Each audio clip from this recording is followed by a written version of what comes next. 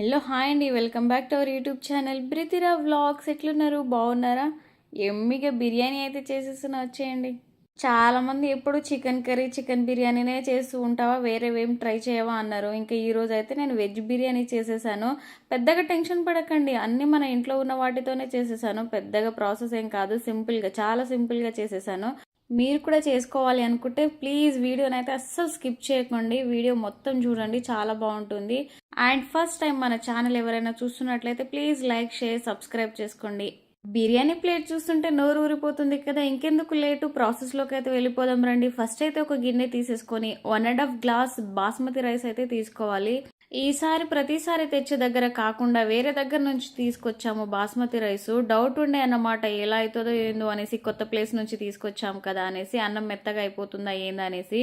కానీ లాస్ట్కి అయితే బియ్యం చాలా బాగుంది, బియ్యం వల్లనే బిర్యానీ కుదురుతుందండి. బియ్యాన్ని అయితే ఇంకా మనం కడిగేసుకొని నానబెట్టుకొని పక్కన పెట్టుకోవాలి. నెక్స్ట్ ప్రాసెస్ వచ్చేసి ఒక కడాయి తీసేసుకొని మీ దగ్గర ఉన్న వెజిటేబుల్స్ అండి, నా దగ్గర ఉన్నవనే కాదు, మీ దగ్గర ఉన్న వెజిటేబుల్స్ అన్నీ యాడ్ చేసుకోండి. నేనైతే ఆలుగడ్డ, బీన్స్ అండ్ కాలీఫ్లవర్స్ అయితే యాడ్ చేసుకుంటున్నాను.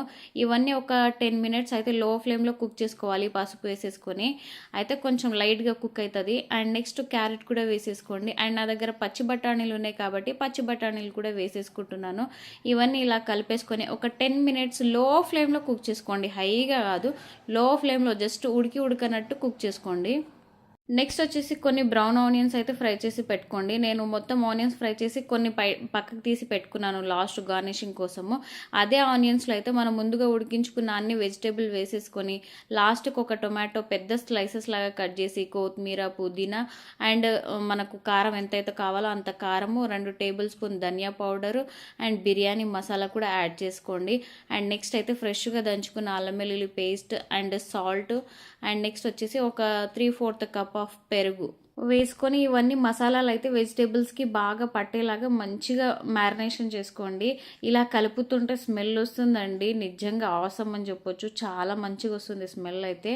ఇక్కడ ఆనియన్స్ ఫ్రై చేశాను కదా, కొంచెం వేడిగా ఉందని స్పూన్తో కలిపేశాను.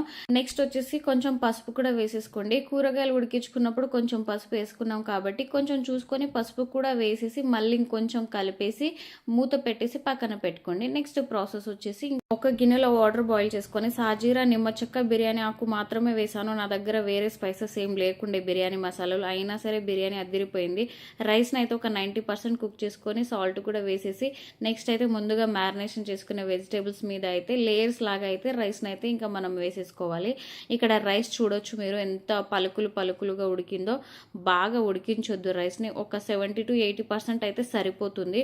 నెక్స్ట్ అయితే ముందుగా మనం ఆనియన్స్ ఫ్రై చేసి పెట్టుకున్నాం కదా, అదే ఆనియన్స్ని ఇలా గార్నిషింగ్ చేసుకోండి. నెక్స్ట్ కొంచెం కొత్తిమీర అండ్ మీకు ఇష్టం ఉంటే ఫుడ్ కలర్ కూడా యాడ్ చేసుకోండి, లేదంటే పాలలో కొంచెం పసుపు వేసి కూడా యాడ్ చేసుకోవచ్చు. నా దగ్గర ఫుడ్ కలర్ ఉంది కాబట్టి నేను ఫుడ్ కలర్ కూడా యాడ్ చేసుకుంటున్నాను.